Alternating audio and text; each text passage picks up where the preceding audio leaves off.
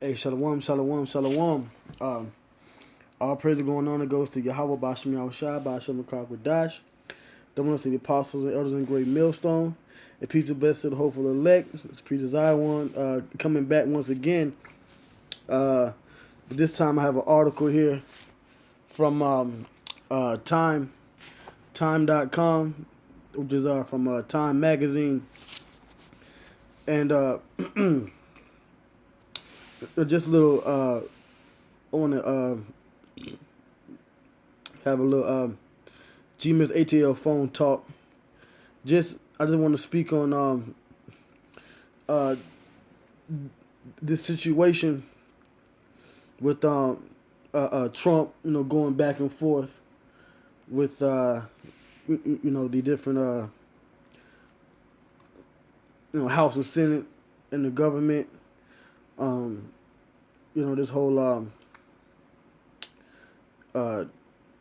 government shutdown situation, and as you can see from the headline on the article, with this government national emergency that he's supposed to declare. All right, now in their words, they call it a national emergency, but we understand that a national emergency is really alluding to martial law. All right, and martial law is basically a military takeover of the government, where basically the military is in control. Now, if the president calls for that, or everything like that, that would actually put him in full control of the government, because he's known as the commander in chief. He's really the one over the military, and he's also the one that declares war. Which, of course, with the checks and balances in the government, the judicial branch and legislative branch can veto that order if need be. But there's provisions and things like that out there with executive orders where really, the president would be over everybody, and what he says goes. Okay, now the headline here from Time is the U.S. has been in a constant state of national emergency since 1979. Here's why. All right, and this is important why you got to understand history and what's been going on in this society, because the average so-called American out here doesn't know nothing, man. Y'all know nothing about what's going on in your own so-called country, or what's been going on, because it's not taught to you. All right, the curriculum in these public schools and colleges has totally been watered down and downgraded, and hasn't really taught you anything besides the usual rhetoric you've always heard. But these things like this, you have to be a well-researched person to get these types of articles, and find this information and put it out there. All right, and here at GMS, we search everything. We search everything out. And so this article here, which just recently came out, this is from January 8, 2019, the year of Karagma. All right, and I'm gonna jump right into it. It says, as a U.S. government shutdown drags on, President Donald Trump has told reporters that he's considering declaring a national emergency in order to get his desired wall on the U.S.-Mexico border. All right? It says, with or without Congress's cooperation. So Trump is at the point where he'll just go above the government's head. All right? And do what he wants to do. And that's not far-fetched. There's been many world leaders in power throughout history that have done these things. Okay, Hitler did it. All right, going back to so-called Nazi Germany, you had Stalin. Okay, all these so-called communists and socialist, countries from World War I to World War II. That was really a precursor and set up for what's to come to America. Trump could very well, do this and become um the king of Babylon, so to speak. Okay, you know, um, you know, but it happened in Rome. All right, you had certain um, I believe Julius Caesar, he declared himself dictator for life. Okay, and it wasn't until that the famous Ides of March when they had the Senate bring him in, and then his friend Brutus, which that's where you get the famous phrase "et tu Brutus," okay, which means "you too Brutus," which he killed Julius Caesar, okay, um, but he declared himself dictator, emperor, okay, and that's basically what these executive powers do. It puts the leader over the rest of the government and over the rest of the citizens. Okay, and this is Rome and the reincarnation. All right, America's Rome and the reincarnation.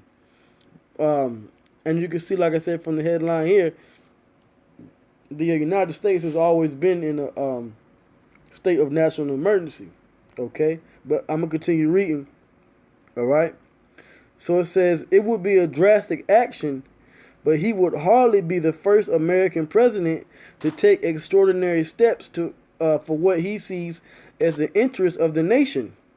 In fact, not only are national emergencies more common than most Americans probably realize, okay, and that's true. Like I said, you people don't really understand what's been going on in your country. You go to school, you learn about George Washington and civil rights movement, and how everybody should come together, in the world. World War I and World War II, America won, and that builds up your damn pride. But you don't really understand the true history and the intricacies of how this nation has been running, okay? Especially over the last 100 years, okay? Things are real detailed, okay? All right? So it says here, it says, in fact, not only are national emergencies most common than most Americans probably realize, they can also go on for decades. Okay? And whether or not Trump declares an emergency for the wall, the nation is already subject to dozens of emergency declarations that are ongoing today. Okay? We're already in martial law. We always say that. We're already in national emergency. But they get expanded. They get extended over time, and different presidents and different members of the House of Representatives and of the Senate, all right, and state legislators, they don't put up a bill or a lobby to end these national emergencies. Okay, they keep it going because the elites wanted to keep going. The Rothschilds, these Edomites, they wanted to keep going on because they have a plan. They have an agenda that they're trying to enact. Okay, they get ignored because once these emergencies are in power, that's what they want. They want these legal binding national emergencies in power so they can achieve the new world order, which according to the Bible and in prophecy, they're not going to achieve it. All right. But it's still the result of these people in power, man. All right, this man in power, and they put that power upon the people. Okay. A matter of fact, let me go ahead and get this scripture that I had. Let's see here. Okay, let's go ahead and get that scripture.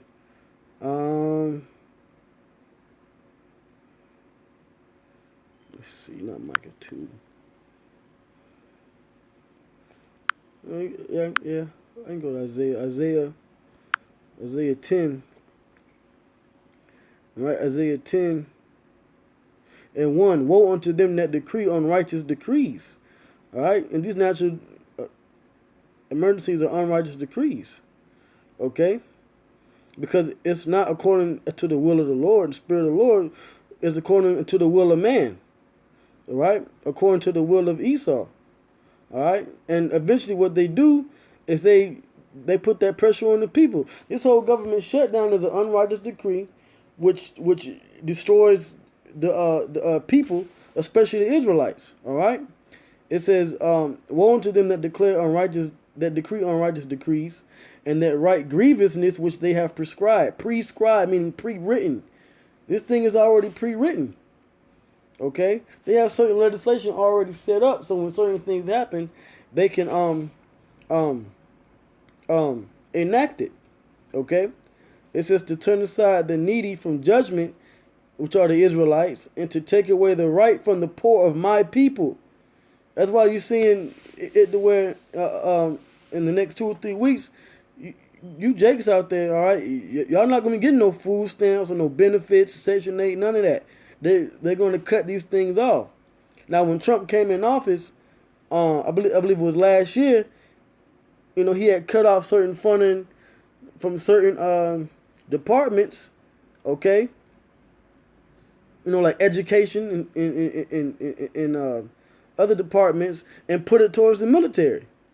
So you've already been slowly but surely getting your rights and your needs stripped away from you. Okay, but that's because this man is in power and he decreed these unrighteous decrees. Okay, it says, and to take away the right from the poor of my people, that widows may be their prey, and that they may rob the fatherless. Okay, and that's what this man does. Okay, all right, because our people are sitting here stuck, dependent on the system of the spiritual Egypt, America, and we hear the prophets. We've been telling you not to do that, man.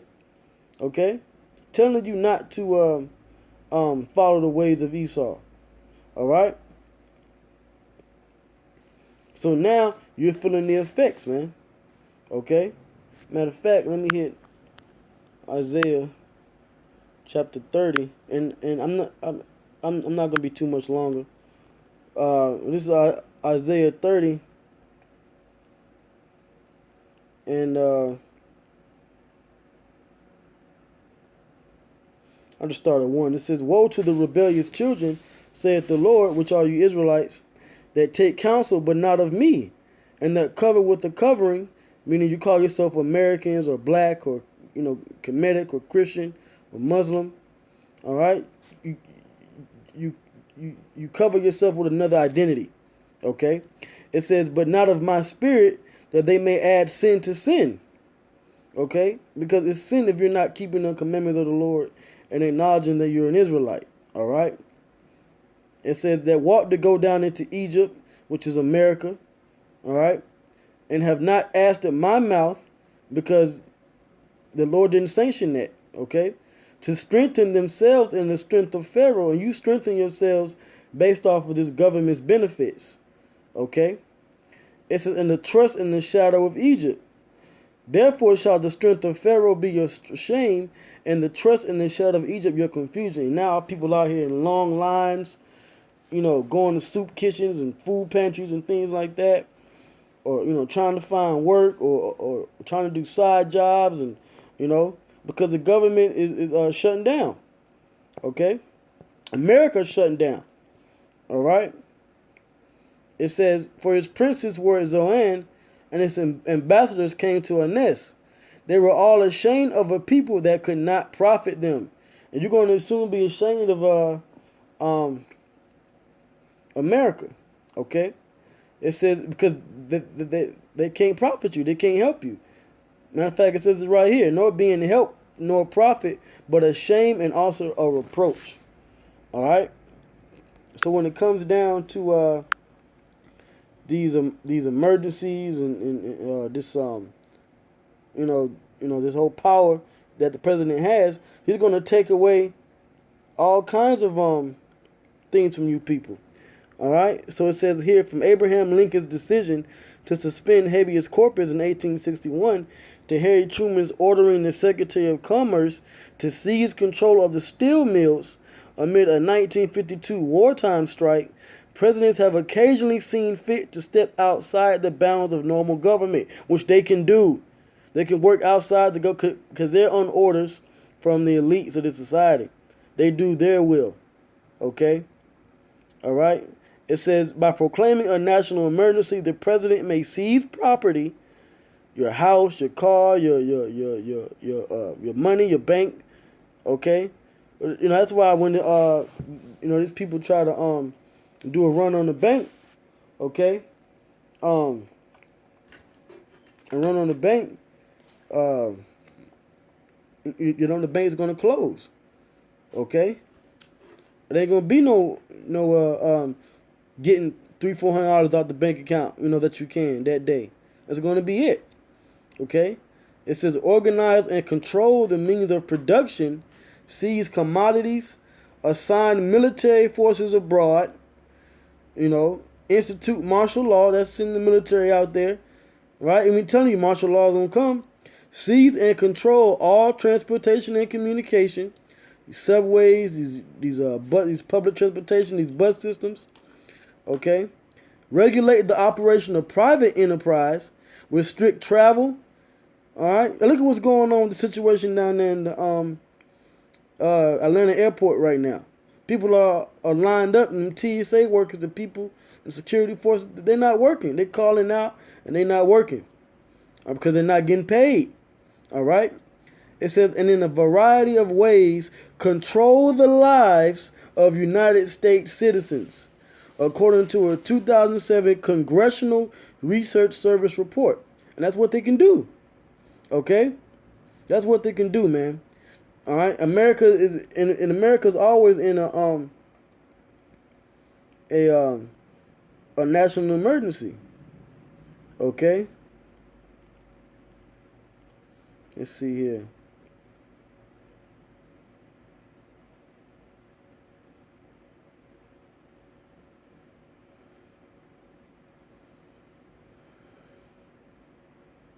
Right. Now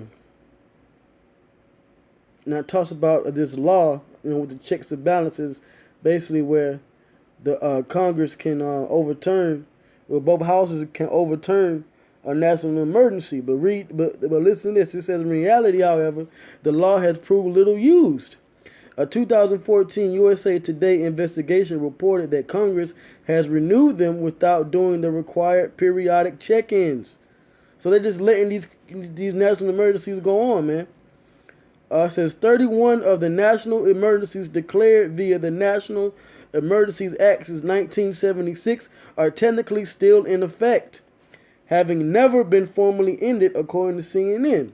Just as presidents have declared war without congressional approval, even after the War Powers Resolution was passed in that same mid-1970s era, presidents have exercised their right to declare an emergency without much practical worry about being checked. And that's what's going to happen, man. Eventually, the martial law is going to be declared and it's not going to be checked. All right? And there's all types of like I said, over 30 national emergencies still in effect. Okay? Since the 70s. All right? We're in the time of America's end, man. Okay? And like I always say, this place is imploding from the inside. Imploding from the inside out. And when they do declare martial law, all right, the people here in America are going to riot, man. Okay? It's going to be a total chaotic state in this place, man. Total chaos is going to, turn up out here, and I'm gonna read the prophecy, okay? Because all this is predicated on prophecy. It's all about prophecy, okay? In the Bible. So this is the book of 2nd Ezra, chapter 15. Right, chapter 15 and 14. It says, "Woe to the world and them that dwell therein." And we're seeing the world in woe, in a state of destruction, plagues, and you got locusts in Saudi Arabia. You got protests in France, all right, in the Middle East, okay, natural disasters in the Pacific Islands, okay, and now America's in disarray, okay. It says, verse 15, "For the sword in their destruction draweth near, And one people shall stand up and fight against another, and swords in their hands. Like I said, anarchy is going to come. Because these people, especially these Jakes out here, even these Edomites out here that's on welfare, it's food stamps. If they can't get it, they're going to go out to other people's houses and things and take it, man. Okay? But we've been warning you. You've been warned. All right? It says, verse 16, for there shall be sedition among men. Sedition is a resurrection against the government. So when the government tries to come down with these national emergencies and this martial law and things like that, the people are going to come against them. Law enforcement, the military, all right? It says, in invading one another, they should not regard their kings nor princes, and the course of their actions shall stand in their power. A man shall desire to go into a city and shall not be able, for because of their pride the city shall be troubled. And we're coming to the time of trouble, which is the time of Jacob's trouble. Jeremiah the 30th chapter, 7th verse. Okay? It says, verse 18, for because of their pride the city shall be troubled, the houses shall be destroyed, and men shall be afraid. A man shall have no pity upon his neighbor, but shall destroy their houses with the sword, right, and spoil their goods because of the lack of bread, because they ain't getting no food. The government's not providing it for you. All right, so people are going to have to go get it. The money system, the dollar's going to collapse because these other countries ditching the dollar. So people don't know how to survive on their own. So they're going to take it from the next person that has it, man. Okay? It says, because of the lack of bread and for great tribulation. And that's what's coming. Great tribulation is coming to America. All right? So I just want to talk about these national emergencies and things like that.